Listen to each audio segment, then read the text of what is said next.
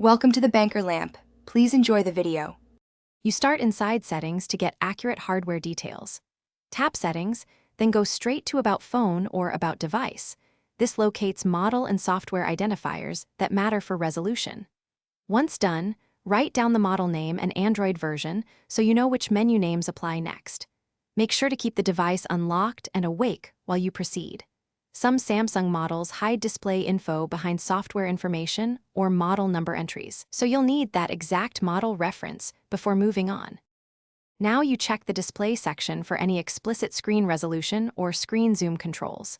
Samsung often lists resolution under Advanced Display Settings.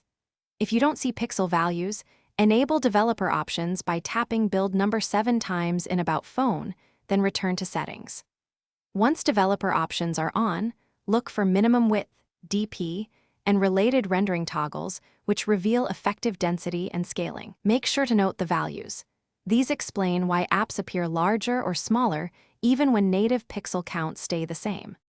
Finish by confirming exact pixel dimensions either with a trusted info app or ADB. If you choose an app, open it and read native resolution and density directly. If you opt for ADB, enable USB debugging, connect to a PC, and run a db shell WM size and a db shell WM density to get precise values. Once done, reboot the phone and recheck to ensure settings persisted. If values reset or look wrong, try clearing the info app cache or rerun a db while the device is in safe mode as a troubleshooting step.